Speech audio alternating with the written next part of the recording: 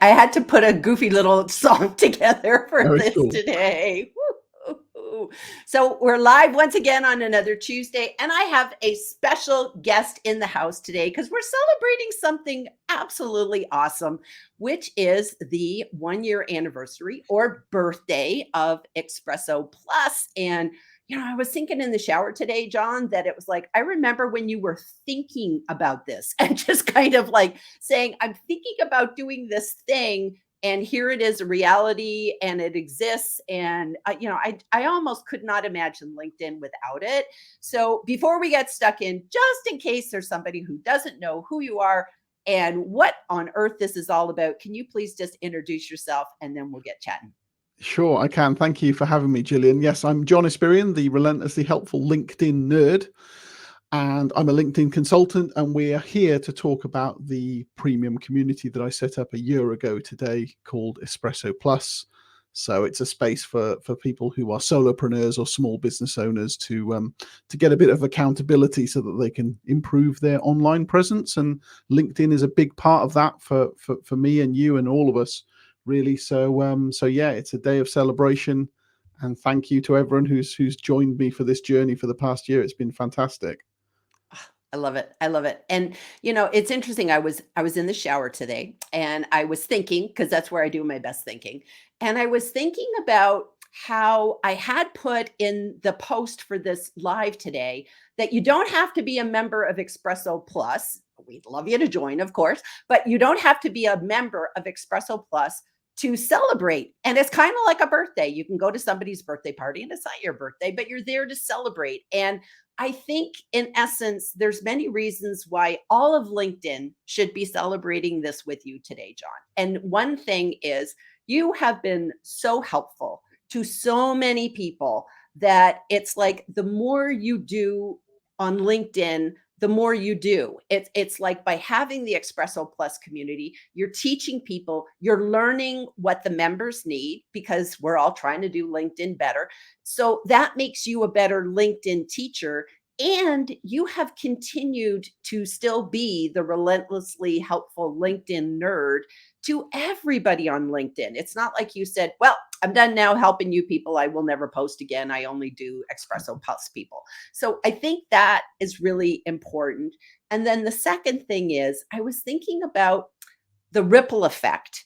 And I'm thinking corny coffee rings, the rippling of the coffee rings in the mug, and that everyone who's in Espresso Plus is learning. And I think we're leveling up our LinkedIn ability and we're kind of going out into the world, the LinkedIn world, as ambassadors with maybe better profiles. Maybe we're testing content in a safe space and then we go out and Mm.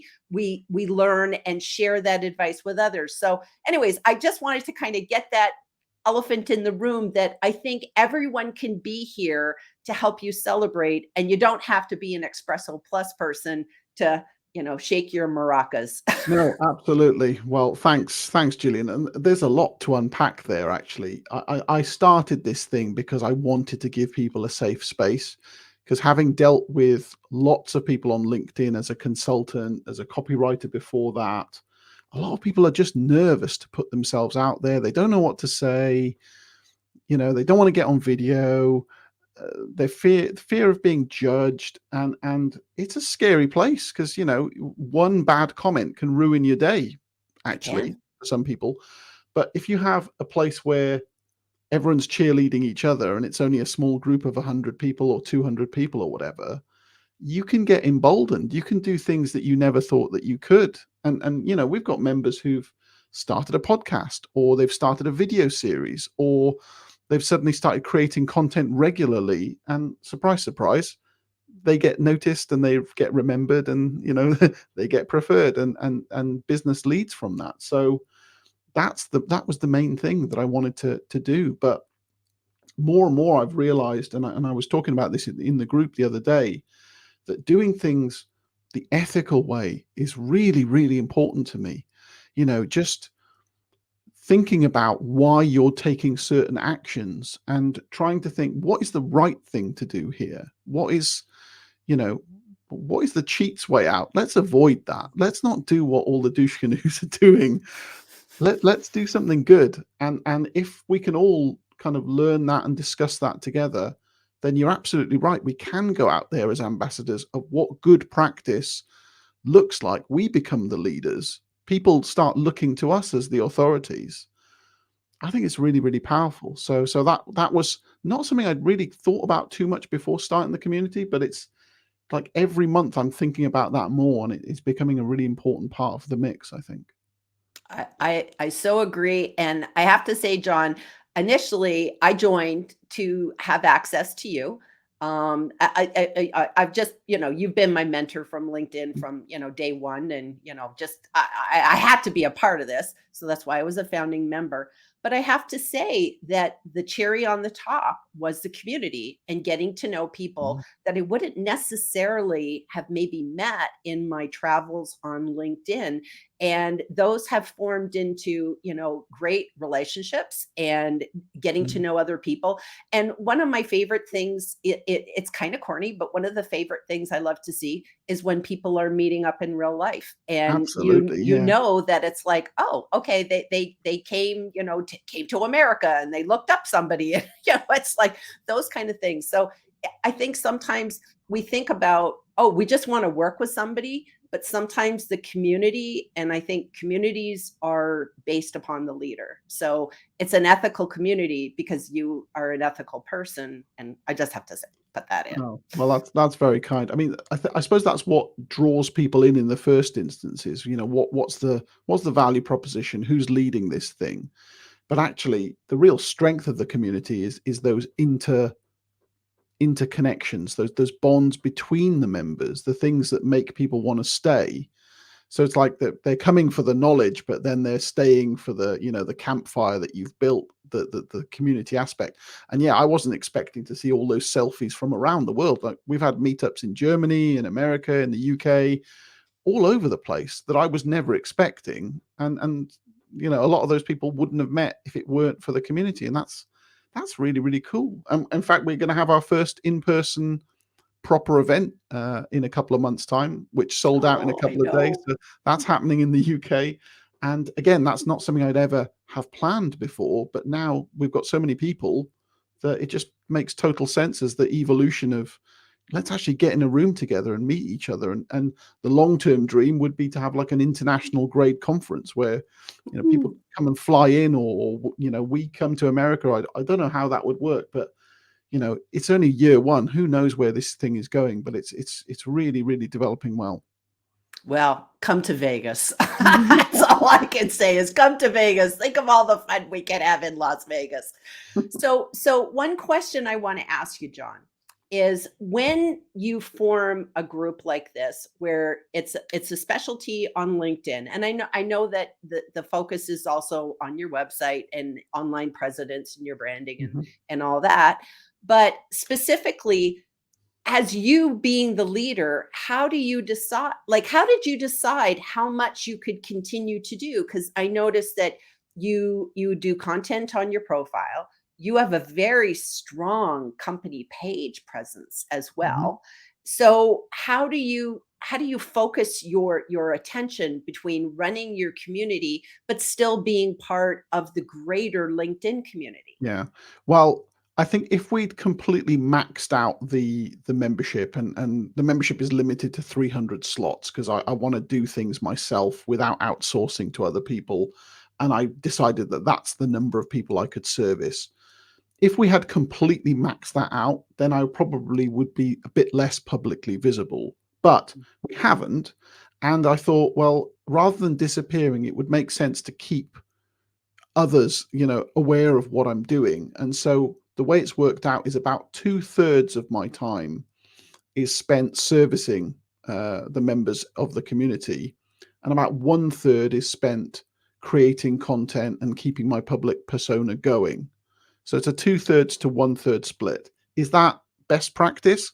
I don't know. I've never done this before, but I don't think I've been forgotten in public. That one third is still enough to keep me in people's minds, and I often get tagged every day in posts, so people haven't forgotten about me, even if they're not in the community, and that seems to be working out. It is a lot of effort to keep it going, and I'm going to say as much in a blog post that I'm hoping to put out very, very soon, which is that if anyone thinks that running a community is like a passive income, like a route to a fast buck, it really isn't. You've got to do a lot of work to keep these things going, and that's probably why so many LinkedIn groups and other communities, they fall flat, because Mm. it's a lot of effort to keep that wheel turning. So yeah, it's a lot of effort, but I also love it. You know, it's the hardest I've ever worked, but it's the most I've ever enjoyed work as well. This is and so that probably circles back to when you started your free LinkedIn community, Mm, that you said, okay, it was popular, it was really, really good, but how do you sustain the energy to drive that? And mm, that's probably, I've seen quite a few other LinkedIn communities out there, but again, like you said, if that person's running it for free, unless they just have a ton of free time on their hands and mm. it's basically a project from the heart, it's probably very, very difficult to do that. So what would Yeah. be your recommendation to somebody who wants to start a community? Like, Well, not to get into your blog post, but just, yeah, I one would tip. definitely go down that free route first as a way of testing, testing people's interest in it. I mean, I didn't really think about monetizing my free group when I started it. I just thought it would be a nice thing to do. I didn't know that within a couple of months, 650 people would join and then be super active in it. And I was thinking, how am I going to sleep here? Because this is just constantly active. And at the time, I was still doing copywriting work. So I just didn't have time to fit it all in, and that's when I decided, I'm going to have to get rid of this, or I'm going to have to just go all in on it. I think I made the right decision. But Right. if you're thinking about doing the same, I don't think you can go from a standing start to go, hey, I'm going to start a $50 a month community. Bang, go for it. Mm, I mm, think you need to just show that people are interested in something first. So maybe have a trial period where, I don't know, you get some beta testers together, or you run something for free and see whether that works, and then maybe you can extrapolate from there. Because if the right. free version doesn't work, like if you're giving it away and people don't want it, then you've got some more thinking to do. I would start there. And there are loads of good tools for creating community discussion spaces, which I wasn't really aware of when I Mm, started ours. So there are other platforms like Heartbeat and mm, Circle, and there are probably, and Slack and Discord, and wow, there's probably so many spaces. So you need to do a bit of research on what you think is going to work for you. Trial it for a while, and then if people are coming, then you can start monetizing. I suppose the big issue I had was, how much are people willing to pay for this, and that's the mm, thing that stopped me for a long time. And that's a self-belief issue. You think, yeah, I'm giving away all this free stuff and it's great and people are liking it and commenting and sharing, but what about when I put a dollar amount on that? And mm, what is the dollar amount on it? And I don't think there's a good answer, because I asked some people and they were like, hey, I'd pay $8 a month for this. And others saying, if you charge less than $100 a month, you're undercharging. mm. Who knows? So it's a really hard thing to do, but I think it needs to have a test case, a proof of concept that it'll work for free, and then you can extrapolate to charge for it. I think that's what a lot of communities have grown organically from something that started as a free passion project. Wow, wow. And it's kind of interesting, like when you kind of look back, of where you've come from over this past year. To be honest, there's almost like a book in this, and that there's a case study of how your group has morphed over the years in terms of, you know, taking challenges like, how do you deal with a community that truly is worldwide? So you've got all Mm, of us Americans over here, and I'm on the farthest time zone, I think in the mm, Pacific time, maybe Hawaii's farther. I can never know what time it is in Hawaii. But I'm, probably Pacific time, we're kind of the farthest part in the United States. And then you got all those folks living in the future. You got New Zealand and the Australia and the India people. mm, So you have all these different time zones. And so you had to figure out, well, how do I do this? And, so you changed the Q&A to have mm, basically half the world can go to this one, half the world can go to that one, and Yeah. you can show up in your PJs and go to either one if you so Mhm. choose. So, Yeah. those type of things. Or I like how you have accommodated different learning styles by your Q&As are on video. You always record everything on video, which is great. But then you came up with the idea of maybe some folks want to listen on the run. So you came up with a private podcast Yeah. so that we could hear them, and then transcripts. So, Yeah. did you what are some of the things that over the past year you've had to implement that looking back you're like, I had no idea I would have to account for this? Absolutely. Yeah. I mean, I thought that a load of written content and video content would be sufficient, and that's the way we started out. And then a couple of members said, I'm on the go. I'm driving today. I'd like to listen to this. Is that okay? And I thought, how am I going to do that? How am I going to extract the audio, and where am I going to put the audio? And then you start doing a load of research, and you start asking questions within the community. And then someone says, oh, try this podcasting platform. And so, like within probably about 15 minutes of that suggestion, there I was uploading audio to a podcast platform, and we've got a podcast in the community now. And then someone said, yeah, okay, but I don't really like videos and I don't want to listen. I just want to read so I can get the nuggets. Can you do that as well? It's like, okay, how am I going to do this? And then I worked out the technical solution. So I've now got my own custom solution, which is I use a program called Otter to get my captions. Okay. So I get my captions, and then I do some text editing through a program that I've set up locally that turns captions into a transcript and looks for my phrasing to make corrections, and it Ooh. just does it in one click. And so I've got my captions turned into a transcript straight away, and I put them on Google Drive. So I found technical workarounds because I'm quite a techie person. The key thing is you've got to listen to what people want. Like if I just done it on my own and thought, yep, videos, that's good enough. That's what I've decided I'm going to do. But if people are asking for something else, you've got to listen to them because they're going to leave otherwise. So I Exactly. just try to do as much as I can to accommodate people's requests. I don't think anyone's really asked for anything ridiculously difficult for me to do. So every time someone asks for something, I genuinely try and do it. And that makes people feel empowered. It's like, oh, look, he listened to me and he did it. And it's all better for all of us now. So there's stuff like that, which I think just adds some value to the community. And what it would be really nice is if I could show all of that to the outside world, but then people are paying to be a member, so I can't really lift the curtain and say, "Come and look at how all this stuff works." So you've got to be in it to see it for yourself. But I think it works pretty well.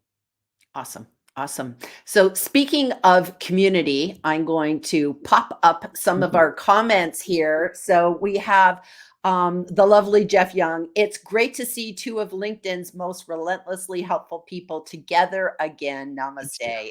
Yay. As somebody the other day said, you and I were kind of bookends. I don't remember who said that, but they said, somehow you two kind of, you're bookends of each other. So that Yeah. was nice. That was nice. Dr. Elizabeth, excited. Yay. It's so nice. It's so nice. Taking advantage of the carte blanche you gave me, Jillian, to drop the link to Nice. Espresso Plus here. Now, here we go. This is just a testament to people celebrating. Jeff Young is not in the Espresso Plus. He is just a person who claps and cheers for other people. And it's so lovely. It's so It lovely. it is Woo! lovely. It is lovely, and that's another surprise thing. It's like when I started this, I didn't think that other LinkedIn trainers were gonna be there. Like Mm. 30% of our members are LinkedIn specialists, including Yes. Nigel, who's on the screen now. Who's on the So screen now? Yeah. did not expect that at all, but it's been a lovely surprise. I guess it means that people trust me enough to come in, but everyone's sharing stuff with each other, which I think is fantastic. I love that. Absolutely. And it just kind of goes to show that we don't have to look at people as competition. It's Mm, like with 90 billion million people on LinkedIn, we don't really have competition. It's like you are going to resonate for whoever you're going to resonate for. So it's like, if anything, if we can collaborate, I think Ryan Anderson did a post on this morning about He did. competition. He did. And you can either see somebody as the enemy or somebody who I could collaborate and learn from. So I think it's wonderful that there is all these LinkedIn trainers. And I think it's awesome that there's not LinkedIn trainers, that there's Mhm. such a blend of other people too, because if it was all just LinkedIn people, it could get dull.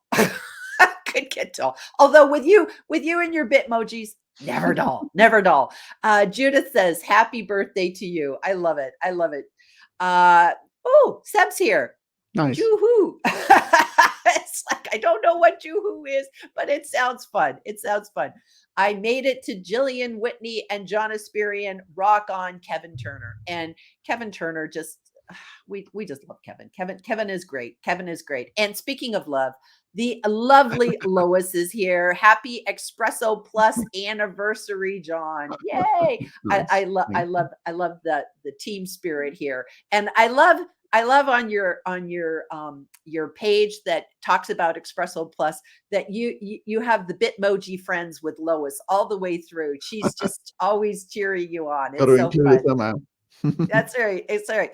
Excited to be here. Happy Espresso Plus birthday. We got a lot of people joining in and just wishing you well, wishing you well. Wonderful. Oh, emoji cake. That's great.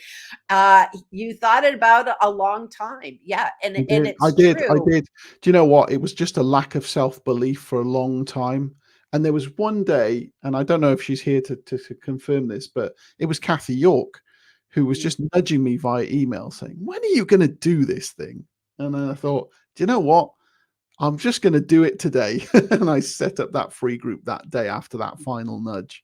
And I'm so glad that I did. So, yes, I did think about it for a long time, but I didn't think that anyone would want to pay for something like this. So, yeah. hey, I was wrong and they have. So it's all good. Well, and I think the lesson is that number one, if you can have like issues about, overthinking it and, Mhm. should I or shouldn't Yeah. I?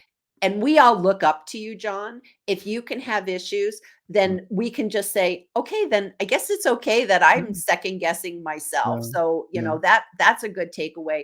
And to Kathy, first of all, I love that Kathy is, she actually emailed me. She sent me a DM and she said she was really happy we were doing this live together, Hmm. and I did not know that she was so critical with, He the was. starting of Espresso Plus, or else I just forgot. And again, to Kathy, when people out there nudge you, like if you ever feel that you should nudge somebody, nudge them, because you got that message for a reason. And again, going back to my ripple effect with the coffee rings, look at that nudge. That nudge kind of got the ball rolling, which started everything, which has affected so much people. Mhm. And then, like I said, outside of Espresso Plus, it helps the whole LinkedIn community Yeah. by, just all the content you share, you continue to share. Now we're sharing, we're learning, so one nudge can, change so much, so much. Uh all okay, says Albert. Great. Hey everybody, we got Angela here. Nice. Yay. Happy first anniversary Espresso Plus. I love everybody's getting in on the emojis, Great. the cake emojis. Happy first birthday Espresso Plus. Happy first birthday Espresso Plus. It's just like on and on. We've got Tina, one of our newest members who joined today. Fantastic. I'm so Yay. glad to see Tina in the community. I'm really chuffed by that. Oh, it's just awesome. It's just awesome. And oh, we got Craig coming in from Scotland, and I know that's Craig is one of the ones that's going to be going to your espresso. Well, He is. He's coming down to stay with me and Lois. I can't wait for that one.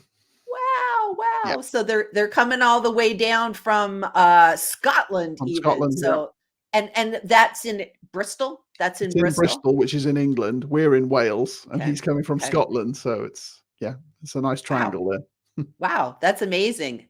Tony, happy birthday, Espresso Plus.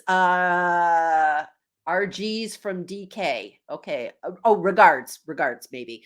Good morning from Phoenix. Woo, I love my Phoenix people. They're not too far away from me here in Las Vegas, and I go to Phoenix a lot. So love my Phoenix peeps. Rachel, happy Right. birthday, Espresso Plus. We just everybody's love a party. Everybody's here for the party. I wish that I could just be sending out virtual birthday cake to everybody that's tuning Mm. in today. Wow, look at all these awesome attendees, loving all the familiar names and the unfamiliar names too. Ah, that's Thanks, just Debbie. amazing. That's just amazing. So, where do you kind of okay, so now that the birthdays come and you're moving into year 2, Hmm. sort of do you have any plans for what's kind of without spoilers, of course, but are you basically do you feel you've kind of got it at a smooth pace now? Is there any future plans for the group that you want to Yeah, I do? think it's certainly going well as it is. I'm trying to tweak so that we can move into a pattern where it's always going to be a couple of Q&As a month, and where I'm always able to bring in an expert once a month. That started recently, and I've got those booked out till May now of an expert coming in to speak. Sometimes it's someone within the community speaking about a specialism. On a couple of occasions, it's people from outside the community who I trust who are going to come in and speak to us on certain topics. So we've got one on design, for example, design best practice in about a week's time. So we've got that being embedded. The event that we've got in Bristol is a bit of a test case, because if that goes well, I can see myself doing that more regularly, maybe around the UK. Mm, So that kind of in-person networking, where I know that it's not going to be one of those creepy networking things where everyone's handing out business cards and selling to each other, because I absolutely won't allow that. And people know each other already anyway, so it's more of a meeting of friends than it is of a traditional business networking thing. So I would like to do a bit more of that. There is a secret project that's going to be starting soon, but I haven't announced that publicly yet. So that's going to go to the members first. The members are also going to get a little gift in the next few days as well, and I'll then talk about that in public. But again, that's secret for now. So I've got a few things on the back burner, but most of all, I suppose I just want to keep hearing from people about what they want, so that I can help them more. Sometimes people express some kind of surprise that I've been helpful to them in the community, and I was like, you're paying my bills, you're my mm. boss. So if you want something, ask for it, and you come straight to me, and we'll see what we can do.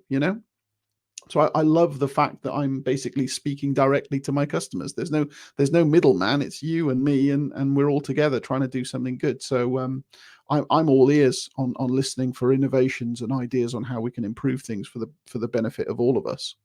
I love that. I love that. And I especially love that you are open to listening to what we want. I know people said, "Hey, I want to know in advance, like, when are we going to have the Q&A so I can make Hmm. sure I don't book myself. I want to make that a priority." So I thought that was really good.